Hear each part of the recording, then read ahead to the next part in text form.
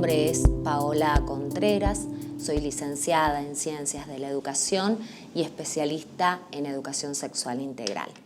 Entonces, la intención a lo largo de todo este recorrido es poder darles herramientas para que podamos no solo interpretar la realidad, sino fundamentalmente poder desarrollar estrategias para transformarlas.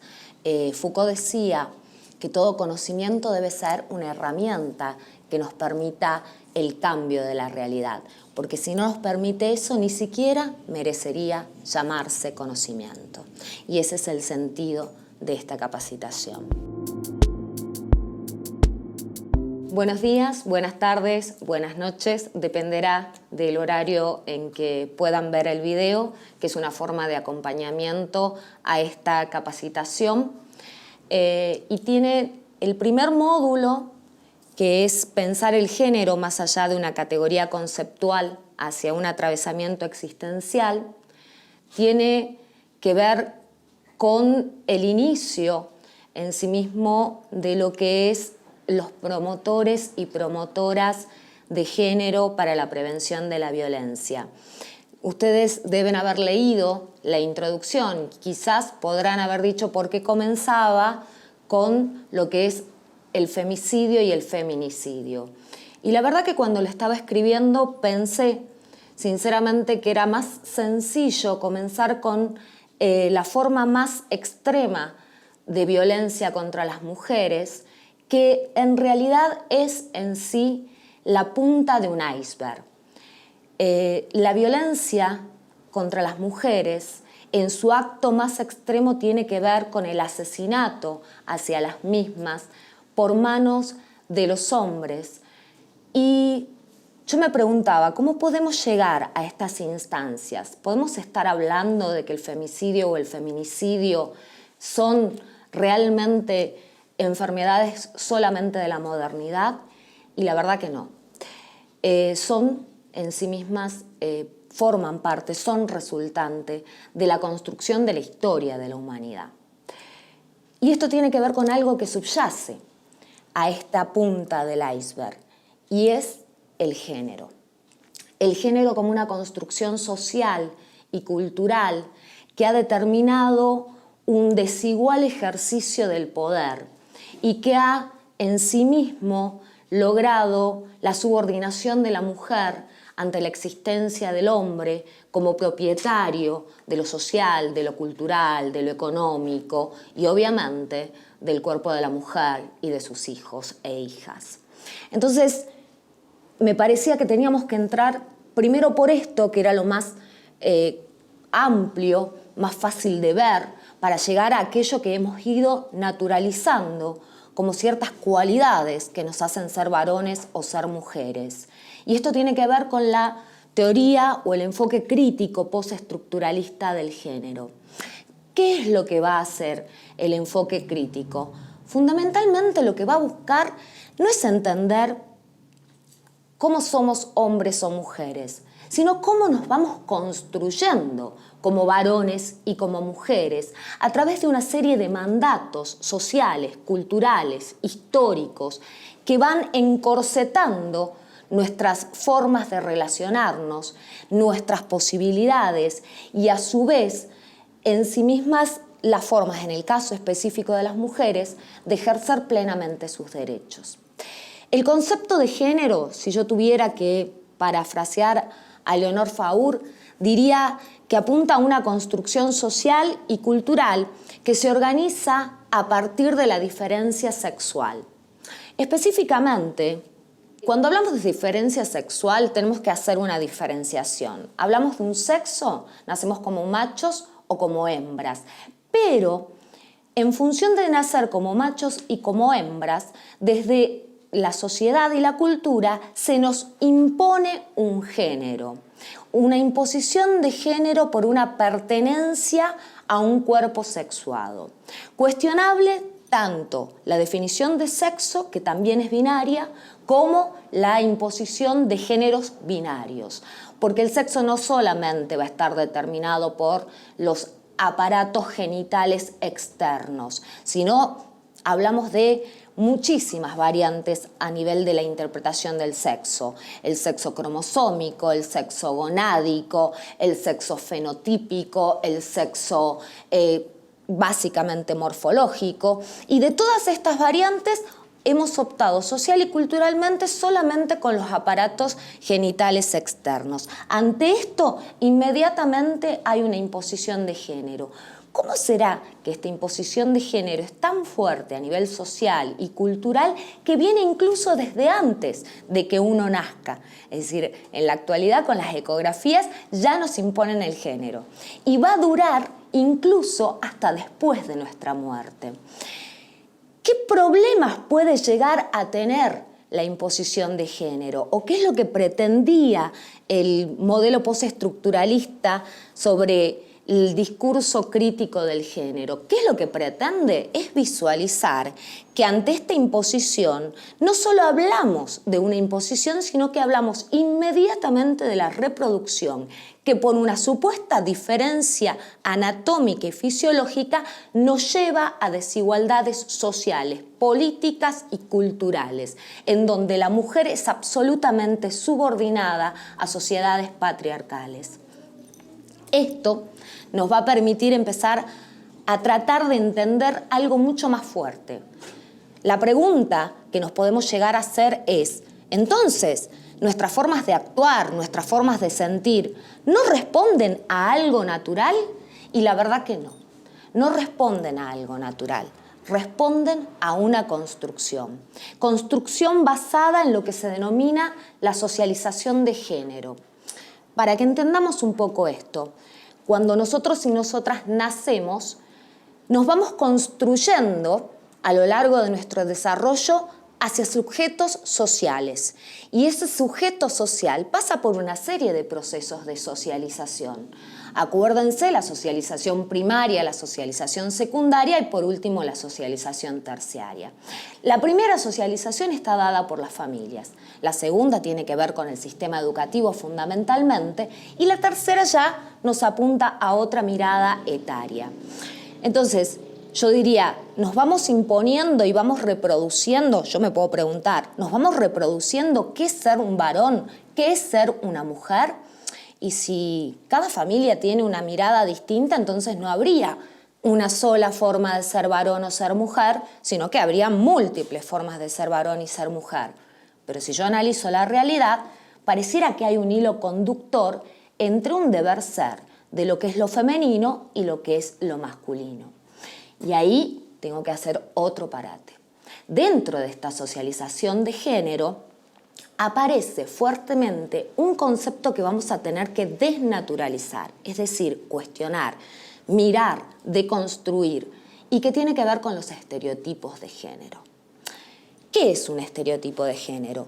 Etimológicamente, el término estereotipo significa o viene de las letras hechas de plomo en las primeras imprentas, por medio de las cuales yo podía aplicar esa letra en cualquier superficie y siempre era igual.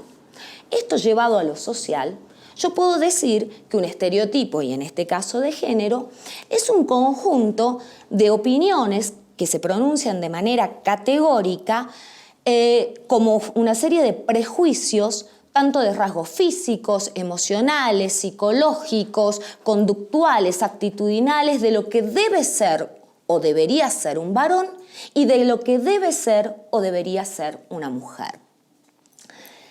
Y estos estereotipos de género, yo me puedo también seguir preguntando y decir, ¿son positivos? ¿Son negativos? ¿A quién les molesta que existan estereotipos de género? Y la verdad que el estereotipo, más allá del género, sino de los estereotipos en general, son rápidamente incorporados. Porque ¿qué es lo que nos beneficia? Nos beneficia no tener que estar pensando todo el tiempo y tratar de hacer inteligible lo que es ininteligible. Significa, pongo un ejemplo sencillo, un estereotipo de alguna persona que pueda ser un ladrón, ¿sí? Me permite a mí rápidamente decir, tiene gorra, viene caminando en la oscuridad, y yo veo una persona así que puede serlo o no, y rápidamente me corro. Eso es, le permite a mi cerebro ahorrar energía de pensamiento. Por lo tanto, no son cuestionables, los repetimos y los reproducimos todo el tiempo. Y en el caso de los estereotipos de género, decimos que son nocivos. ¿Qué significa que son nocivos? Que son potencialmente peligrosos, porque nos van a encasillar y van a ir determinando como una biografía anticipada ante la cual nosotros vamos a tener que cumplirlas. Y en este cumplimentarlas las seguimos reproduciendo. Y así, por más nocivos que sean, nos atraviesan en todas las formas del discurso, no solo textual. El discurso como un dispositivo, diría Foucault, se encuentra marcado en los espacios, en los lugares, en las normas, en las reglas. Tanto dispositivos de poder como regulativos nos van coaccionando hacia un tipo de acción específica. Y entonces digo, encontramos los más fáciles de reconocer porque los vamos a tener que reconocer, y que son los hostiles. A ver, pongamos un ejemplo, un estereotipo de género hostil. ¿Cuántas veces muchas de las mujeres han manejado y cuando manejan sienten que ante una situación específica le gritan anda a lavar los platos? ¿Sí? Ese es fácil de reconocer. Ahora hay otros que son mucho más peligrosos, que es lo que se denominan estereotipos de género benignos, que parecieran que son cualidades positivas. Por ejemplo, las mujeres somos naturalmente protectoras. Esto que pareciera que es un piropo, en sí mismo hace que vayamos siendo relegadas a una función específica que tiene que ver con el cuidado de la familia, de los hijos y de las personas de una tercera edad, llevando nuestro espacio hacia el plano de lo doméstico. Entonces, pensemos una cosa, para que tratemos de entenderlo y mirarlo en nuestra vida cotidiana.